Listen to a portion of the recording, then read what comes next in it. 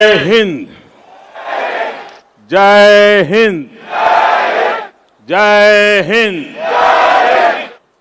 मंच पर विराजमान पश्चिम बंगाल के राज्यपाल श्रीमान जगदीप धनखड़ जी,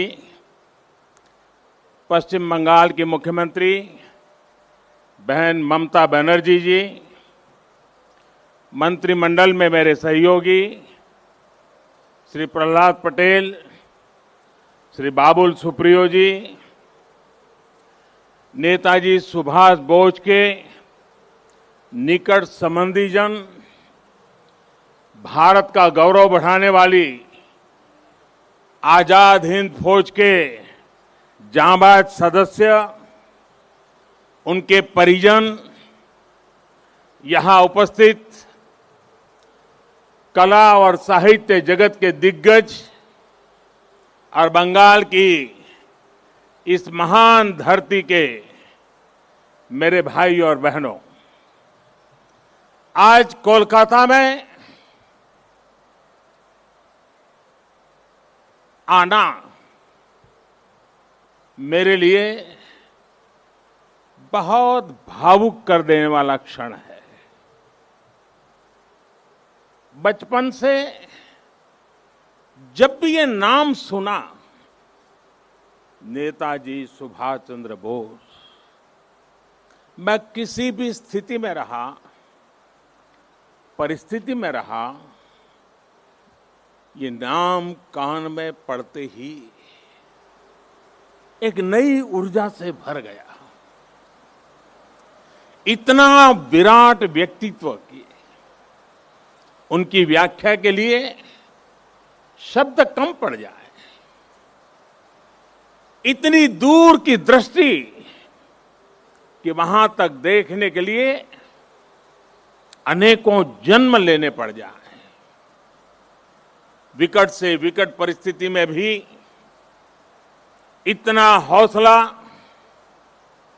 इतना साहस कि दुनिया की बड़ी से बड़ी चुनौती ठहर न पाए।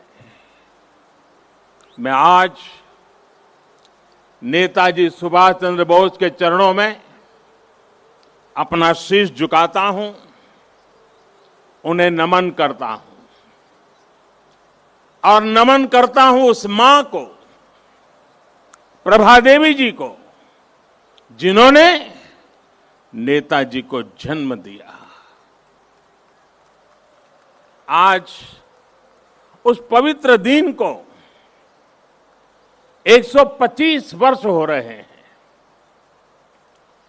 125 वर्ष पहले आज के ही दिन मां भारती की गोद में उस वीर सपूत ने जन्म लिया था, जिसने आजाद भारत के सपने को नई दिशा दी थी। आज के ही दिन गुलामी के अंधेरे में वो चेतना फूटी थी, जिसने दुनिया की सबसे बड़ी सत्ता के सामने खड़े होकर कहा था,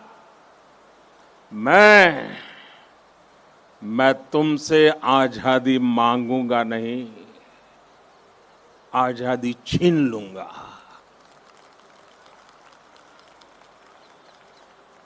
आज के दिन सिर्फ नेताजी सुभाष का जन्म ही नहीं हुआ था,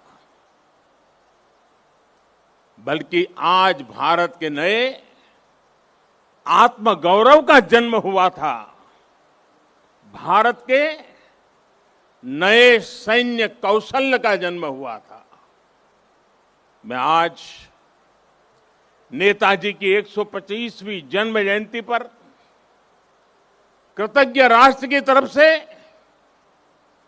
इस महापुरुष को कोटि कोटि प्रणाम करता हूं, उन्हें सैल्यूट करता हूं।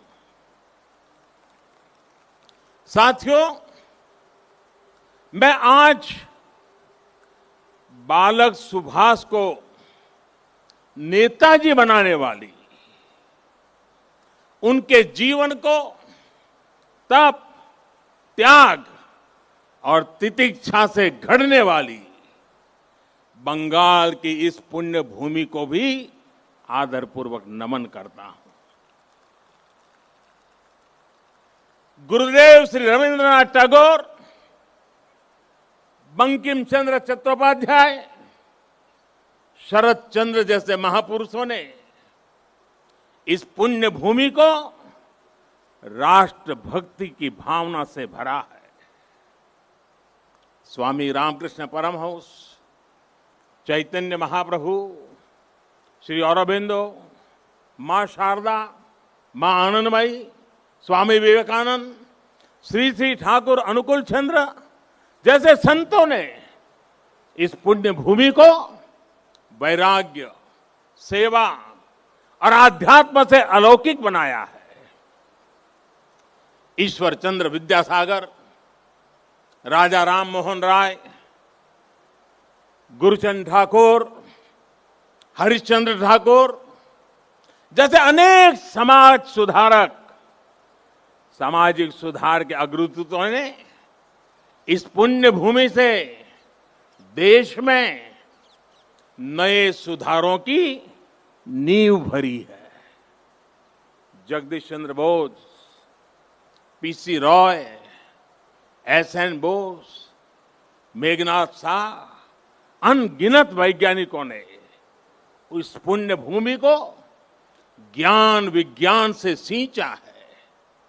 ये वही पुण्य भूमि है जिसने देश को उसका राष्ट्रगान भी दिया है और राष्ट्रगीत भी दिया है। इसी भूमि ने हमें देशबंधु चित्तरंजन दास, डॉक्टर श्यामा प्रसाद मुखर्जी और हम सभी के प्रिय भारत रत्न प्रणब मुखर्जी से साक्षात्कार कराया है। मैं इस भूमि के ऐसे लाखों लाख महान व्यक्तित्वों के चरणों में भी आज इस पवित्र दिन पर प्रणाम करता हूं। साथियों, यहां से पहले मैं भी नेशनल लाइब्रेरी गया था, जहां नेताजी की विरासत पर एक इंटरनेशनल कॉन्फ्रेंस और आर्टिस्ट कैंप का आयोजन हो रहा है। मैंने अनुभव किया, नेताजी का नाम सुनते ही हर कोई कितनी ऊर्जा से भर जाता है। नेताजी के जीवन की ये ऊर्जा जैसे उनके अंतर मन से जुड़ गई है। उनकी यही ऊर्जा, यही आदर्श, उनकी तपस्या, उनका त्याग देश के हर युवा के लिए बहुत बड़ी प्रेरणा है।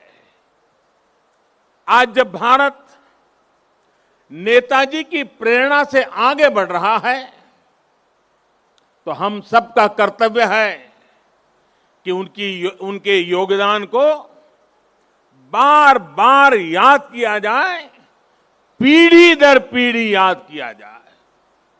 इसलिए देश ने तय किया है कि नेताजी की 125वीं जयंती के वर्ष को ऐतिहासिक, अभूतपूर्व भव्यता भरे आयोजनों के साथ मनाएं।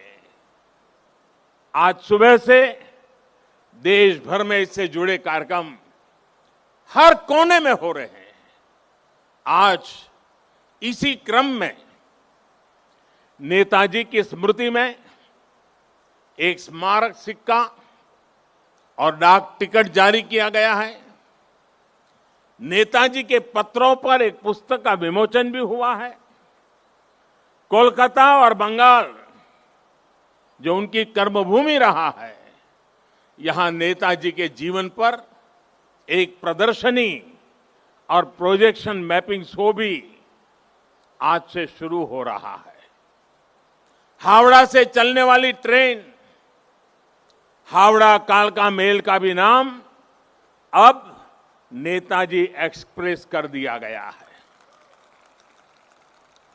देश ने यह भी तय किया है कि अब हर साल हम नेताजी की जयंती यानी 23 जनवरी को पराक्रम दिवस के रूप में मनाया करेंगे। हमारे नेताजी भारत के पराक्रम की प्रतिमूर्ति भी है और प्रेरणा भी है। आज जब इस वर्ष देश अपनी आजादी के 75 वर्ष में प्रवेश करने वाला है, जब देश आत्मनिर्भर भारत के संकल्प के साथ आगे बढ़ रहा है, तब नेताजी का जीवन, उनका हर कार्य, उनका हर फैसला हम सभी के लिए बहुत बड़ी प्रेरणा है। उनके जैसे फौलादी इरादों वाले व्यक्तित्व के लिए असंभव कुछ भी नहीं था। उन्होंने विदेश में जाकर देश से बाहर रहने वाले भारतीयों की चेतना को झकझोरा। उन्होंने आजादी के लिए आजाद हिंद फौज को मजबूत किया। उन्होंने पूरे देश से हर जाति, पंथ, हर क्षेत्र के लोगों को देश का सैनिक बनाया। उस दौर में जब दुनिया महिलाओं के सामान्य अधिकारों पर ही चर्चा कर रही थी, नेताजी ने रानी झांसी रेजिमेंट बनाकर महिलाओं को अपने साथ जोड़ा। उन्होंने फौज के सैनिकों को आधुनिक युद्ध के लिए ट्रेनिंग दी। उन्हें देश के लिए जीने का जज्बा दिया, देश के लिए मरने का मकसद दिया। नेताजी ने कहा था, भारत डाक छे रोकटो डाक दिए छे रोकतो के ओठो दांडाओ आमोदेर नोस्टो करार मतो सोमोय नोय।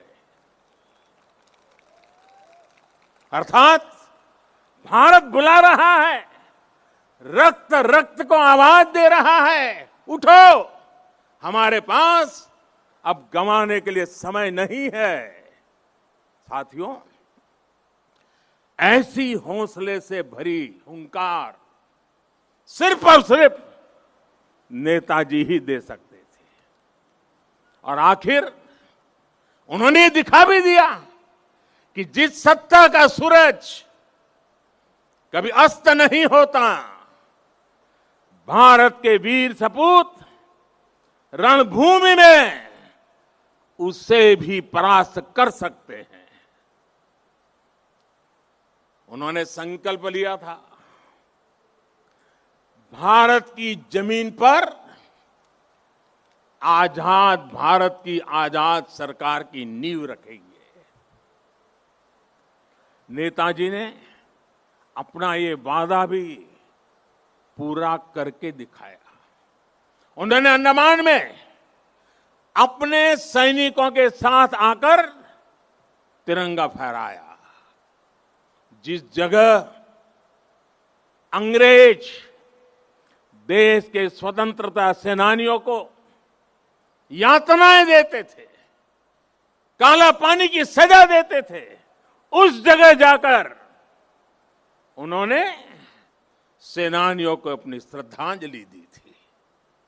वो सरकार अखंड भारत की पहली आजाद सरकार थी।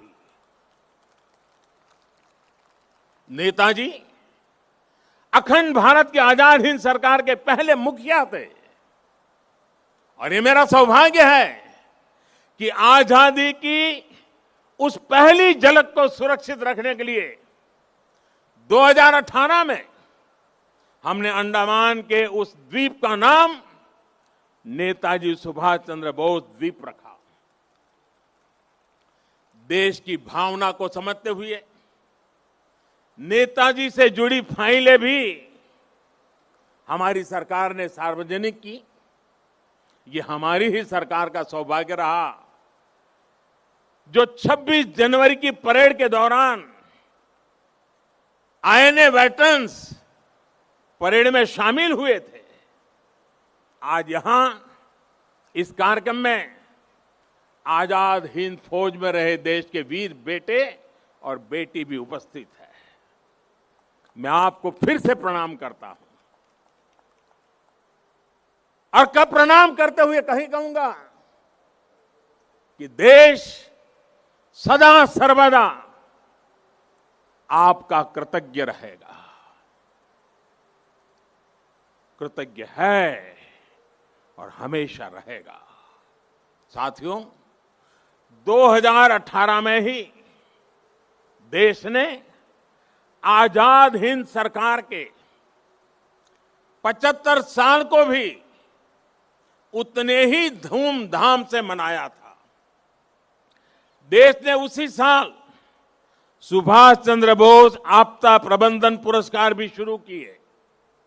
नेताजी ने दिल्ली दूर नहीं का नारा देकर लाल किले पर झंडा फहराने का जो सपना देखा था, उनका वो सपना देश ने लाल किले पर झंडा फहराकर पूरा किया। भाई और बहनों, जब आजाद हिंद फौज की कैप मैंने लाल किले पर झंडा फहराया था, उसे मैंने अपने सर पे लगाया था, उस वक्त मेरे मन मस्तिष्क में बहुत कुछ चल रहा था, बहुत से सवाल थे, बहुत सी बातें थी, एक अलग अनुभूति थी। मैं नेताजी के बारे में सोच रहा था, देशवासियों के बारे में सोच रहा था। वो किसके लिए जीवन भर इतना रिस्क उठाते रहे? जवाब यही है, हमारे और आपके लिए। वो कई कई दिनों तक आमरण अनशन किसके लिए करते रहे? आपके और हमारे लिए। वो महीनों तक किसके लिए जेल की कोठरी में सजा भुगतते रहे? आपके और हमारे लिए। कौन ऐसा होगा जिसके जीवन के पीछे इतनी बड़ी अंग्रेजी हुकूमत लगी हो, वो जान हथेली पर रखकर फरार हो जाए? हफ्तों हफ्तों तक वो काबुल की सड़कों पर अपना जीवन दांव पर लगाकर एक एम्बेसी से दूसरी से चक्कर काट लगाता रहे। किसके लिए? हमारे और आपके लिए। विश्व युद्ध के उस माहौल में देश के बीच पल पल बदलते देशों के बीच के रिश्ते, इसके बीच क्यों वो हर देश में जाकर भारत के लिए समर्थन मांग रहे थे, ताकि भारत आजाद हो सके, हम और आप आजाद भारत में सांस ले सके। हिंदुस्तान का एक एक व्यक्ति नेताजी सुभाष बाबू का ऋणी है। 130 करोड़ से ज्यादा भारतीयों के शरीर में बहती रक्त की एक एक बूंद नेताजी सुभाष की ऋणी है। ये ऋण हम कैसे चुकाएंगे? ये ऋण क्या हम कभी चुका भी पाएंगे? साथियों, जब नेताजी सुभाष यहां कोलकाता में अपने 38/2 एल्गिन रोड के घर में कैद थे, जब उन्होंने भारत से निकलने का इरादा कर लिया था, तो उन्होंने अपने भतीजे शिशिर को बुलाकर कहा था, अमार एकता काज कोरते पारबेगा, अमार एकता काज कोरते पारबे, क्या मेरा एक काम कर सकते हो?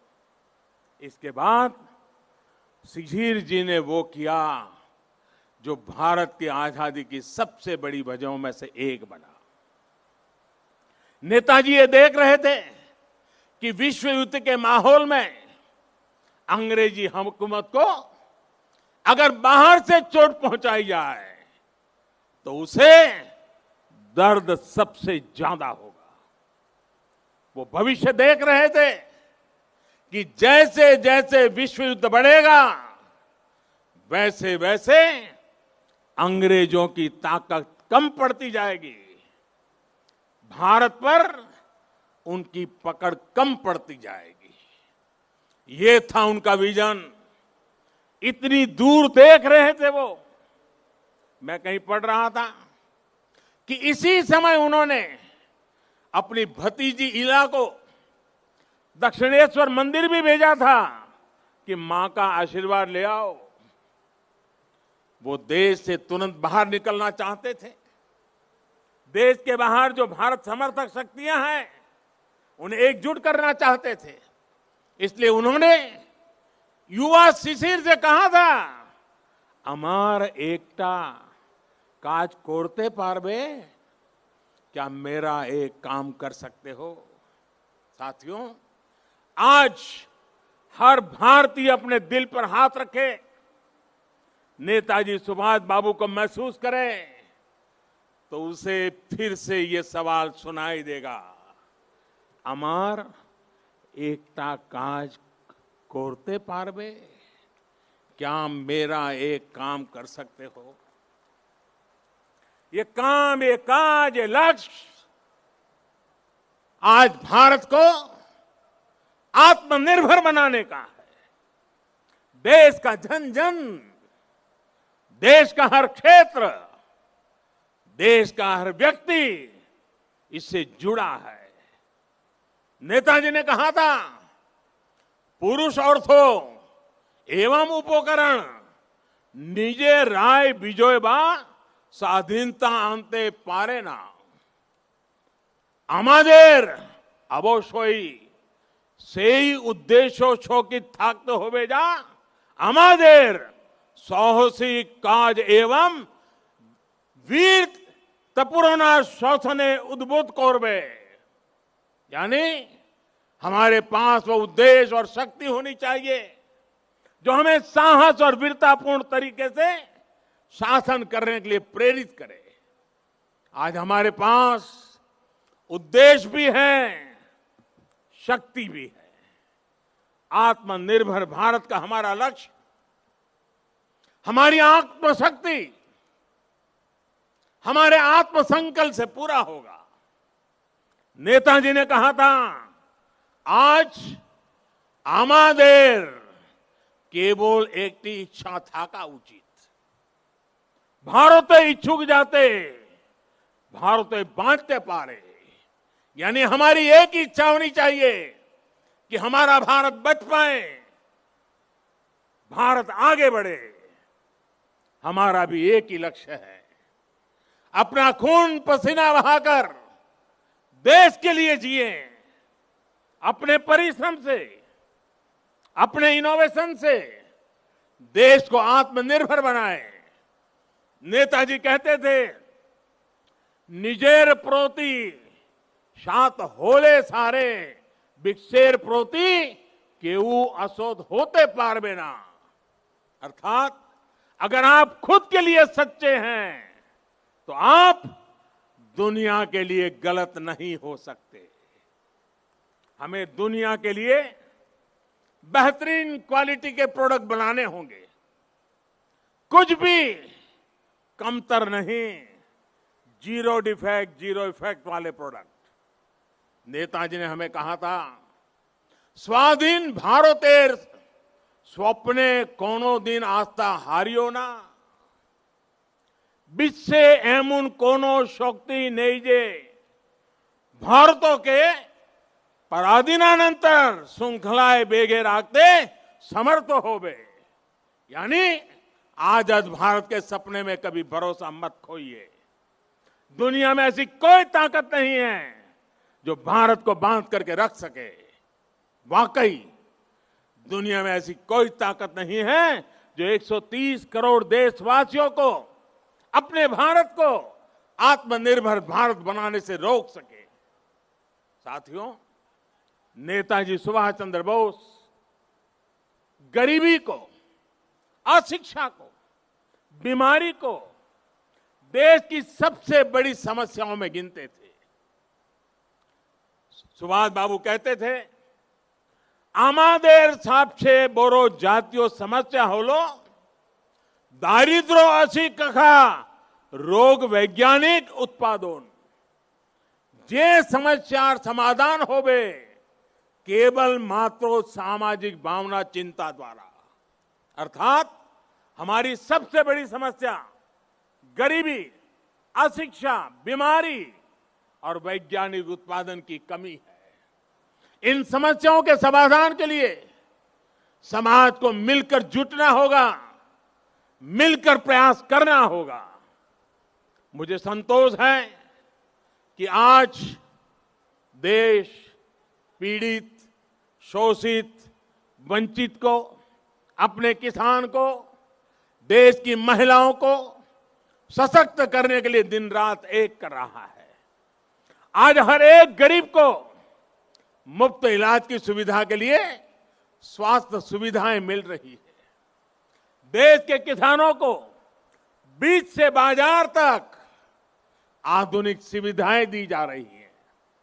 खेती पर होने वाला उनका खर्च कम करने का प्रयास किया जा रहा है। हर एक युवा को आधुनिक और गुणवत्तापूर्ण शिक्षा मिले, इसके लिए देश के एजुकेशन इंफ्रास्ट्रक्चर को आधुनिक बनाया जा रहा है। बड़ी संख्या में देश भारत में एम्स, आईआईटीज और आईआईएम्स जैसे बड़े संस्थान खोले गए हैं। आज देश 21वीं सदी की जरूरतों के हिसाब से नई राष्ट्रीय शिक्षा नीति भी लागू कर रहा है। साथियों, मैं कई बार सोचता हूं कि आज देश में जो बदलाव हो रहे हैं, जो नया भारत आकार ले रहा है, उसे देख नेताजी को कितनी संतुष्टि मिलती है। उन्हें कैसा लगता जब वो दुनिया की सबसे आधुनिक टेक्नोलॉजीज में अपने देश को आत्मनिर्भर बनता देखते। उन्हें कैसा लगता जब वो पूरी दुनिया की बड़ी बड़ी कंपनियों में, शिक्षा में, मेडिकल सेक्टर में भारतीयों का डंका बजते देखते। आज राफेल जैसे आधुनिक विमान भी भारत की सेना के पास हैं और तेजस जैसे अत्याधुनिक विमान भारत खुद भी बना रहा है। जब वो देखते कि आज उनके देश की सेना इतनी ताकतवर है, उसे वैसे ही आधुनिक हथियार मिल रहे हैं जो वो चाहते थे, तो उन्हें कैसा लगता। आज अगर नेताजी ये देखते कि उनका भारत इतनी बड़ी महामारी से इतनी ताकत से लड़ा है, आज उनका भारत वैक्सीन जैसे आधुनिक वैज्ञानिक समाधान खुद तैयार कर रहा है, तो नेताजी क्या सोचते। जब वो देखते कि भारत वैक्सीन देकर दुनिया के दूसरे देशों की मदद भी कर रहा है, तो उन्हें कितना गर्व होता।